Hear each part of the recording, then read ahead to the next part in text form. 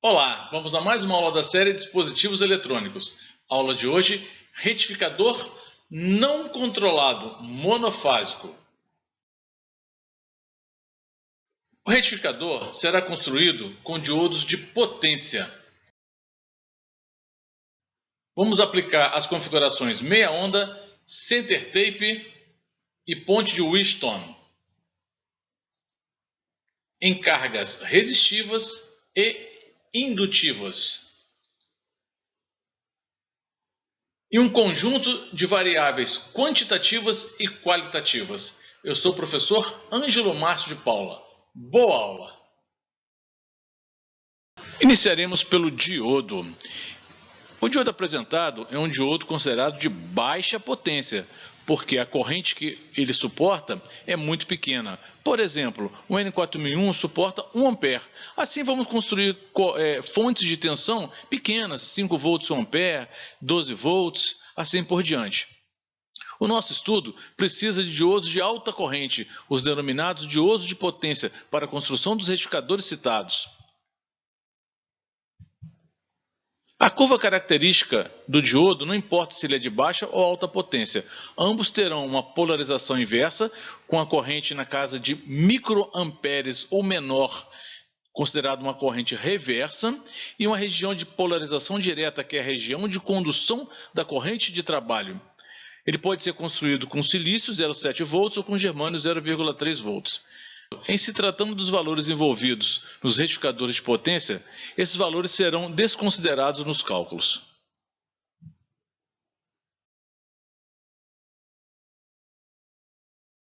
Temos aqui os valores qualitativos. O fator de forma é a medida da qualidade da tensão de saída. Ele é igual a 1 se a tensão de saída for um valor constante DC, para o qual a tensão RMS é igual à tensão média. Isso é um caso ideal. O número de pulso é a relação entre a frequência fundamental de ondulação da tensão DC e a frequência de tensão de alimentação AC.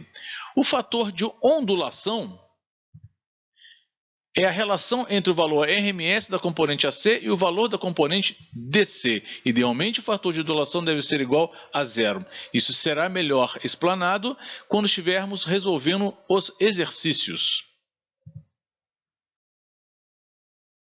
O retificador meia onda, ou retificador de um pulso, tem esse nome pois somente um semiciclo será aproveitado na carga. O outro semiciclo será bloqueado pelo diodo.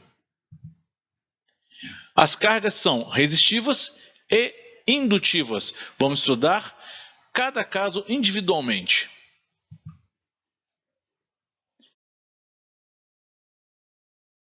Iniciaremos com o retificador de meia onda simples, alimentando uma carga resistiva pura, ou seja, com ausência total de indutâncias, características encontradas nos motores DC. No semiciclo positivo do sinal aplicado, será aplicado positivo no anodo do diodo e negativo no seu cátodo. Essa polarização permite a sua condução. Durante esse semiciclo, teremos corrente circulando pela carga. No semiciclo negativo do sinal aplicado, será aplicado negativo no anodo do diodo e positivo no seu cátodo. Essa polarização coloca o mesmo no estado de corte. Nesse caso, não haverá corrente circulando pela carga e a tensão existente no secundário do transformador estará aplicada aos terminais do diodo, que deverá suportá-lo.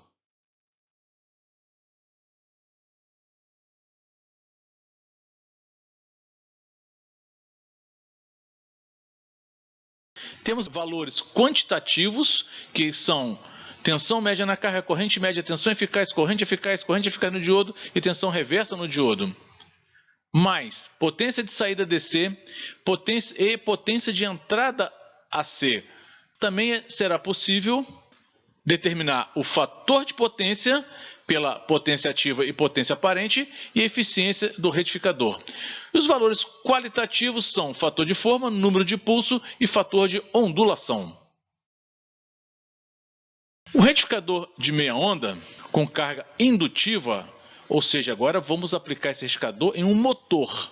Vai alimentar os motores DC existentes na indústria, e os motores DC são cargas indutivas. Essa carga possui forte influência no comportamento entre a corrente e a tensão, provocando algumas alterações no funcionamento em comparação às cargas somente resistivas.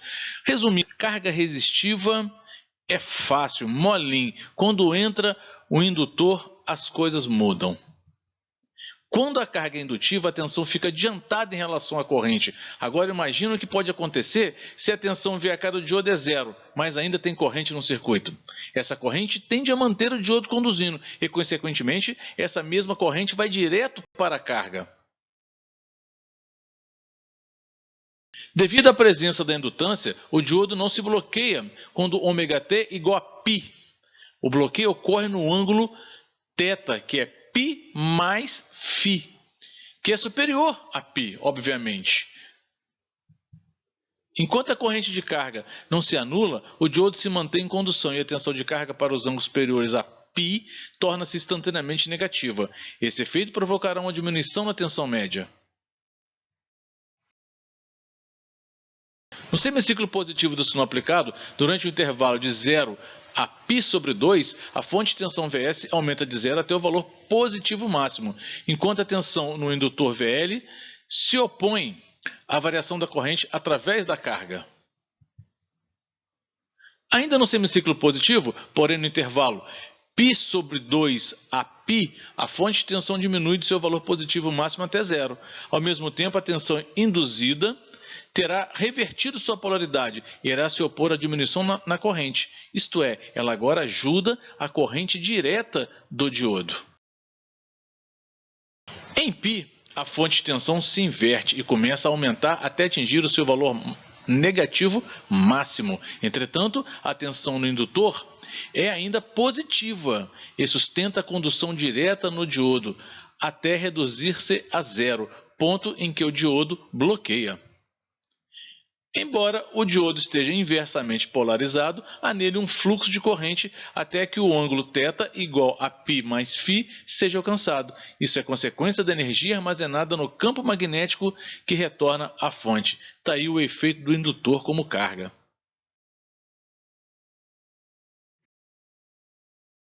No semiciclo positivo do sinal aplicado, de 0 até π, seguirá da mesma forma do circuito com uma carga puramente resistiva.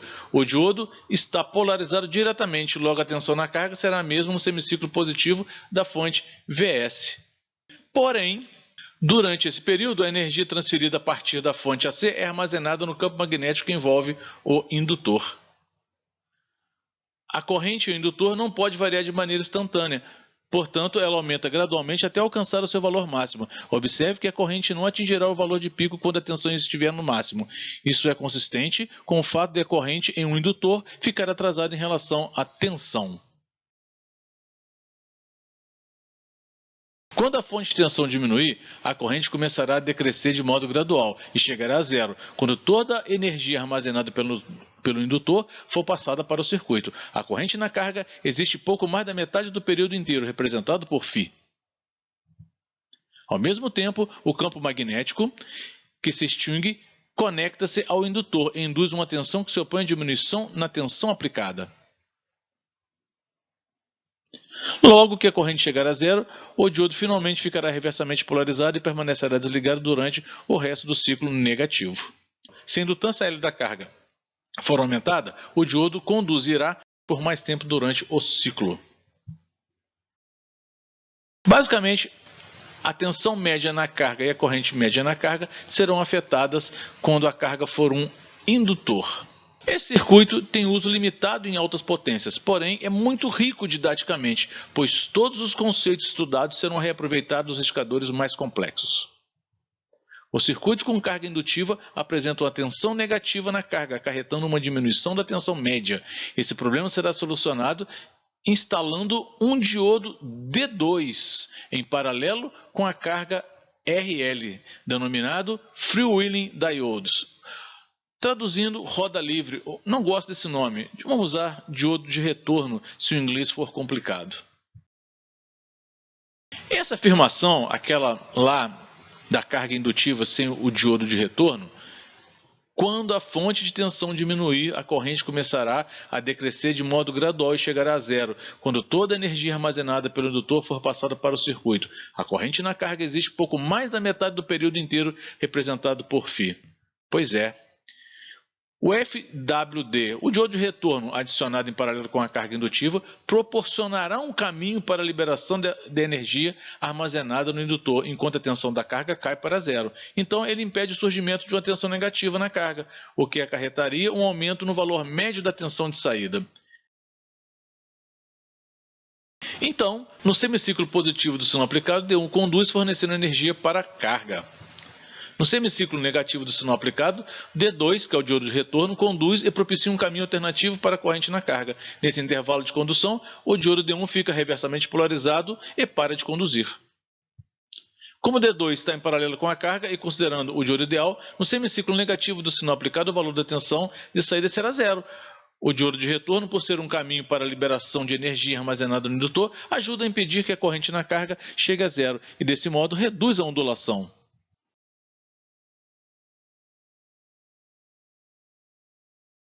A forma de onda de tensão na carga é a mesma do circuito de meia onda com carga resistiva.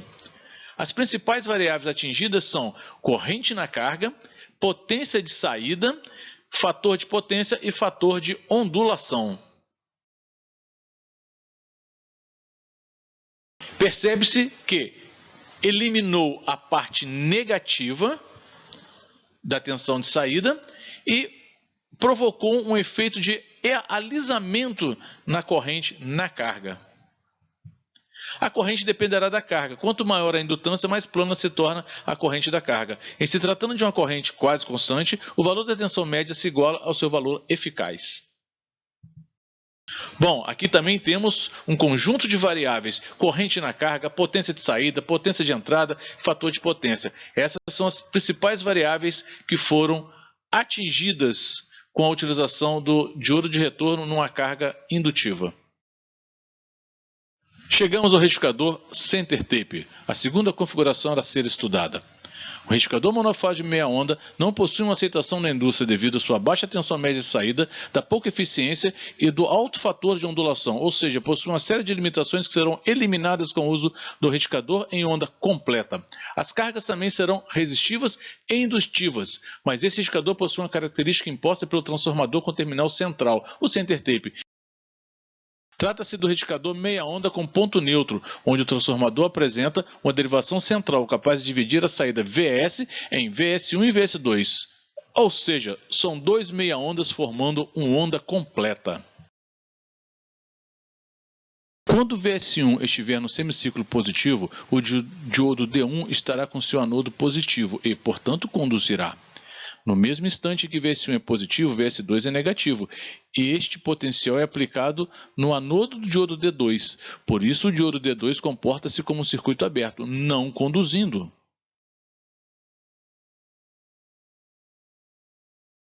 Quando VS1 for negativo, este potencial será aplicado ao diodo D1, que passa a se comportar como um circuito aberto. Neste momento, é aplicado positivo no anodo do diodo D2, que passará a conduzir. No semiciclo positivo do sinal aplicado, o diodo D1 conduz e D2 está reversamente polarizado. A corrente flui através da carga R e provoca uma queda de tensão positiva. Durante o semiciclo negativo do sinal aplicado, o diodo D2 conduz e D1 passa para o estágio desligado. A corrente flui através da carga R, mantendo a polaridade da tensão na carga R. O retificador center tape de carga resistiva também possui um conjunto de variáveis quantitativas e qualitativas. Os valores quantitativos representativos são tensão média na carga e a corrente média na carga. Percebe-se, a tensão média é 2V máximo sobre π. Também temos tensão eficaz na carga, corrente eficaz na carga, corrente média, corrente eficaz no diodo e tensão reversa no diodo. Podemos determinar também a potência, tanto a potência de saída DC quanto a potência de entrada AC. O fator de potência através da potência ativa e potência aparente e a eficiência do retificador. Os valores qualitativos também são o fator de forma, o número de pulso e o fator de ondulação. Repare que a fórmula não muda, ela continua sendo a mesma. Vamos ao retificador center tape com carga indutiva. Relembrando, o circuito retificador monofásico meia onda com carga indutiva, a corrente na carga continua a fluir por um período após o diodo ficar inversamente polarizado, o que causa uma diminuição na amplitude da tensão média de saída, pois uma parcela negativa da tensão da fonte chega até a carga. Esse efeito é justificado pelo atraso da corrente em relação à tensão no circuito com características indutivas. O circuito retificador de onda completa funcionará da mesma forma, porém, no semiciclo negativo do sinal aplicado, o diodo D2 entrará em condução, eliminando essa parcela negativa que o circuito meia onda deixava chegar até a carga. Então, essa já é uma característica importante em usar um retificador de onda completa, pois esse se torna mais eficiente para entregar uma tensão média maior. Não precisa do diodo de retorno.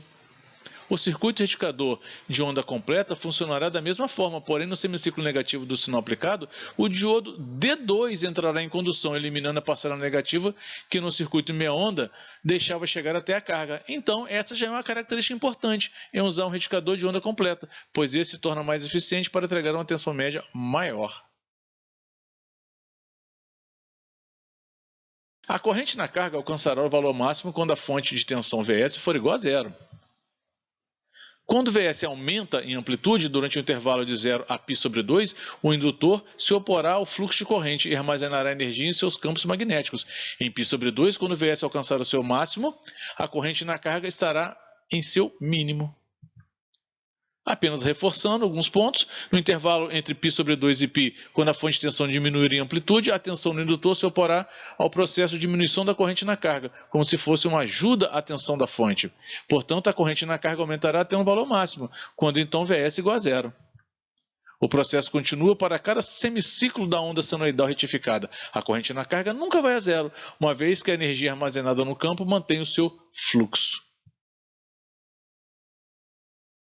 Se a indutância na carga for grande o suficiente, a corrente será praticamente constante. Sendo assim, o valor RMS da corrente na carga é igual à corrente média na carga. Essa aproximação não vale para os valores de tensão, pois a forma de onda da tensão na carga e no diodo permanecem idênticas às formas de ondas para a carga puramente resistiva. Ou seja, a corrente RMS ela é igual à corrente média, que é igual ao valor da tensão média sobre o valor da carga. E a corrente no diodo vai ser igual à corrente na carga dividido por 2.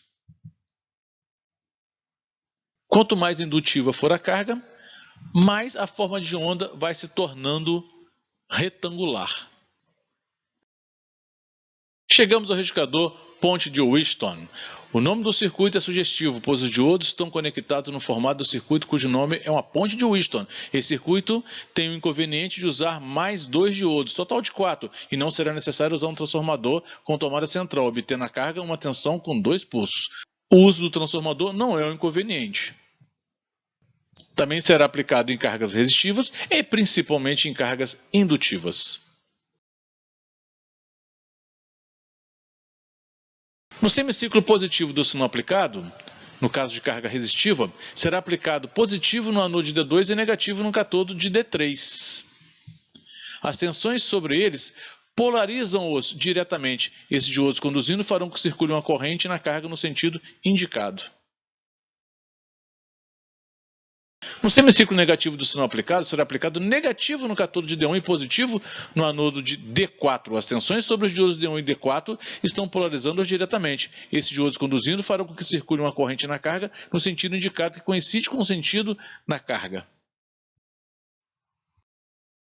Então temos no semiciclo positivo uma tensão igual à tensão de entrada, a corrente em D2 e D3 acompanha, e D1 e D4 não conduz, temos ali uma corrente na carga, e a tensão direta em D2 e D3 é aquela tensão do V-gamo, 0,7 volts.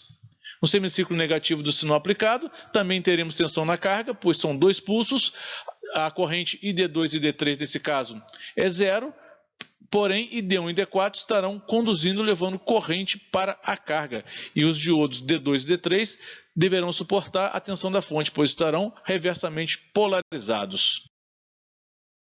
Vamos ver o que acontece com a carga indutiva. Com a indutância L aproximadamente igual a R, vamos perceber na forma de onda Veja a parte grifada. A forma de onda da corrente deixa de ser uma senoide perfeita, como no circuito de carga puramente resistiva, e apresenta uma tendência para se tornar uma onda quadrada. Porém, na região onde o L começa a ficar maior do que R, essa ondulação vai ficando cada vez mais sendo influenciada por um fator chamado alisamento. E quando ela tende a infinito, ela tende a ficar completamente reta. Os diodos D2 e D3 conduzem uma corrente constante para a carga no semiciclo positivo, enquanto os diodos D1 e D4 fazem o mesmo no semiciclo negativo do sinal aplicado. Como a carga está conectada à fonte, a forma de onda da corrente IS assume uma forma alternada de formato retangular. A corrente na carga é constante. Esse é o efeito alisamento. Ufa! Chegamos ao fim do módulo retificador de potência não controlado monofásico. Tem muita fórmula, né? Na sequência, vamos ver um conjunto de exercícios que auxiliarão no entendimento dos retificadores citados. Até o próximo módulo e muito obrigado.